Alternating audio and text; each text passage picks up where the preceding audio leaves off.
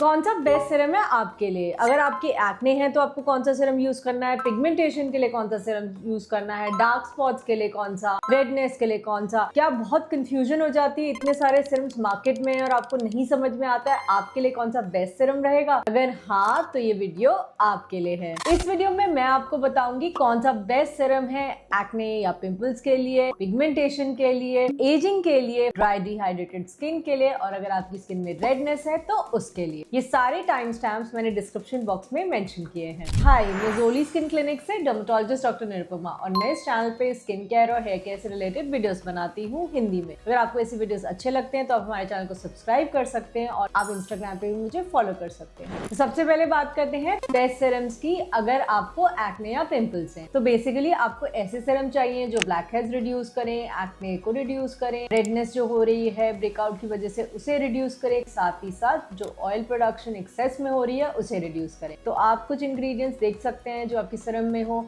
जैसे कि salicylic acid जो रिड्यूस करता है क्लॉगिंग ऑफ पोर्स, नियासिनामाइड जो ऑयल प्रोडक्शन को कंट्रोल करता है, साथ ही साथ एजेलिक एसिड जो एक्ने साथ ही साथ उसके स्पॉट्स को भी रिड्यूस करता है। अगर आपको ब्लैक हेड्स हैं, वाइट हेड्स हैं, छोटे छोटे दाने हैं आपकी स्किन पे तो आपके लिए सैलिसिलिक एसिड काफी अच्छा इंग्रेडिएंट रहेगा। मेरे कुछ ऐसे रिकमेंडेशन सीरम्स के जिनमें सैलिसिलिक एसिड है वो है The Ordinary salicylic acid 2% solution, Uriage Hyseac 3 Regul plus anti blemish global care. दो ये एक सीरम नहीं है but black heads white heads के लिए काफी अच्छा रहता है। Even La Roche Posay Effaclar Duo plus M gel with salicylic acid. बात करते हैं एक्ने मार्क्स की, तो आपको ऐसा सीरम यूज करना है जिसमें कि एजेलिक एसिड हो क्योंकि वो मार्क्स को साथ ही साथ जो एक्ने होते हैं उसे भी रिड्यूस करता है, जैसे कि Aziderm 10%, hyphen anti acne 10% azelaic acid, 2% salicylic acid face serum और The Ordinary azelaic acid suspension 10%। और अगर आपको एक्ने है बट बहुत ज्यादा एक्ने नहीं है बट कभी कभार हो जाते हैं तो आप नियासिनामाइड बेस्ड सीरम्स यूज कर सकते हो। मेरे कुछ रिकमेंडेशन है The Dermaco 10% niacinamide face serum, Dot and Key strawberry bright 10% niacinamide face serum और मिनिमलिस्ट नियासिनामाइड 5% फेस सीरम। पर अगर आपको बहुत ज्यादा एक्ने है, बहुत सिवियर एक्ने है, कई बार आपको रेटिनॉइड्स की जरूरत रहती है जो कि प्रिस्क्रिप्शन बेस्ड होते हैं, जो आपके डॉक्टर ही सलाह के बाद प्रिस्क्राइब करते हैं एंड आपको कई बार ओरल मेडिकेशन की भी जरूरत रहती है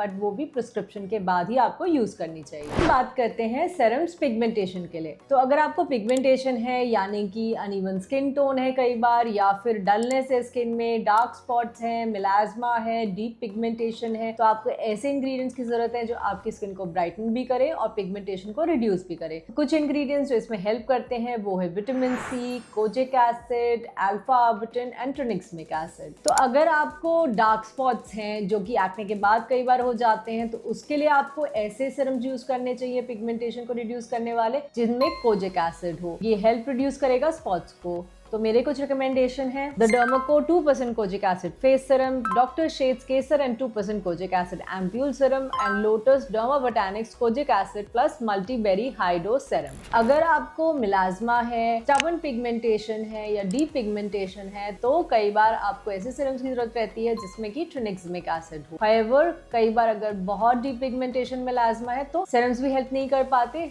आपको प्रोसीजर्स की जरूरत रहती है, पील्स की भी जरूरत रहती है। बट मेरे कुछ रिकमेंडेड सीरम्स जो कि हेल्प करते हैं इस कंडीशन में वो हैं Minimalist 3% tranexamic acid face serum, Fixderma tranexamic acid plus 2% kojic acid plus 1% arbutin face serum, Foxtale rapid spot reduction drops with 3% tranexamic acid and niacinamide. और अगर मान लो आपको अनइवन स्किन टोन है, आपकी स्किन में डलनेस है तो कई बार आपको ऐसे सीरम्स की जरूरत रहती है जिसमें विटामिन सी। मेरे कुछ रिकमेंडेशन है विटामिन सी सीरम के the Dermaco 10% vitamin C serum, the deconstruct 10% vitamin C serum और C with vitamin C serum. और अगर आपको माइल्ड पिगमेंटेशन है, हल्के से स्पॉट्स हैं तो आप अल्फा आर्बिटिन बेस्ड सीरम्स भी यूज कर सकते हो। मेरे कुछ रिकमेंडेशंस हैं Minimalist 2% alpha arbutin face serum, The Ordinary alpha arbutin 2% and hyaluronic acid face serum और FCL glycolic acid and alpha arbutin face serum. अब हम बात करते हैं बेस्ट एंटी एजिंग सीरम्स। अगर आपके फेस फेस पे फाइन लाइंस और रिंकल्स है, या फिर आप रिड्यूस करना चाहते हो कि इतनी जल्दी फाइन लाइंस और रिंकल्स ना आए आपके फेस में, तो आप सीरम्स यूज कर सकते हो जिनमें इंग्रेडिएंट्स हो जैसे कि रेटिनॉल, पेप्टाइड्स, साथ ही साथ विटामिन सी। तो अगर हल्की फुल्की फाइन लाइंस है आपके फेस में